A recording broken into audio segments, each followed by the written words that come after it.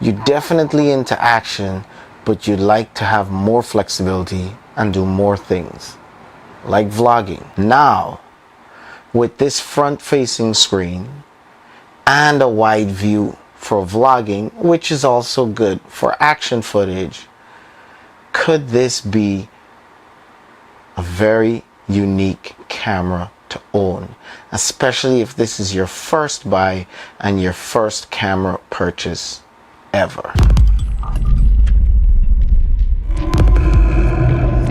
Landscape or portrait?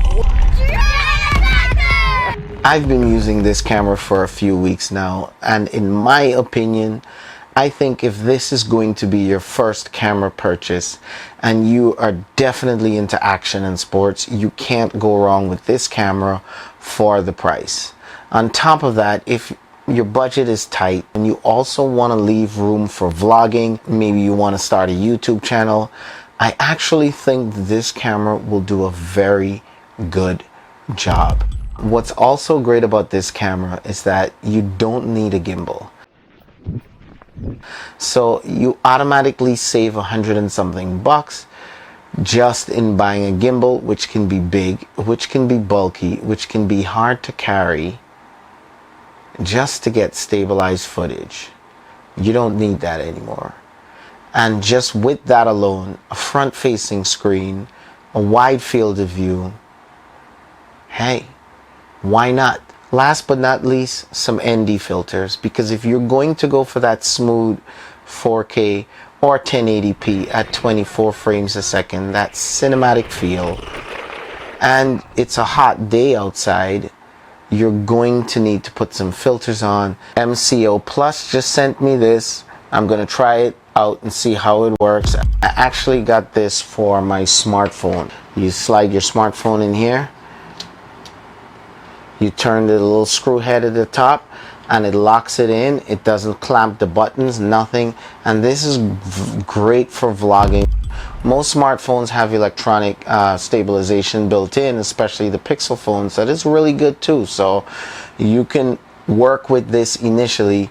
And this is what I used when I started making a lot of my videos. As a matter of fact, see this link up here or over there, wherever it pops up on your screen.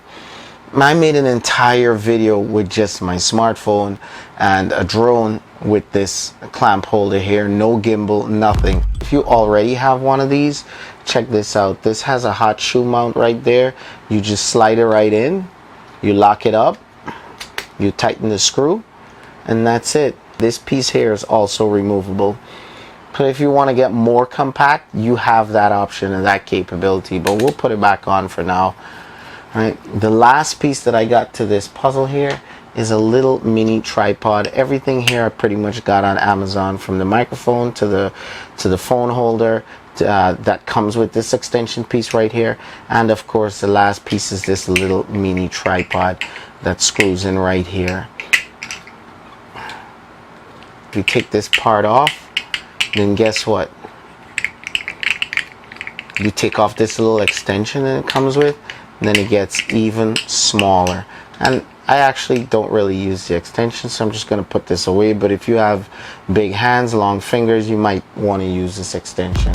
Is this wheel that you use to expand and close, the clamping mechanism here really locks things in place.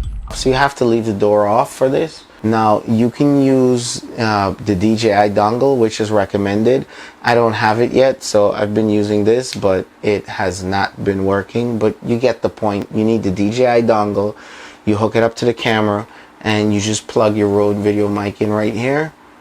Boom, and that's it. When I put the Osmo in, I don't put it like this because I won't be able to access the screen at the back. As you can see, this will block the screen. So what I do is I put it at a little angle, and because this clamp is just that good. This is the wheel right here.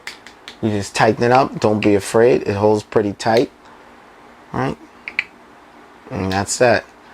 I'll set the microphone to point to me, so that when I'm vlogging, it's pointing to me instead of away.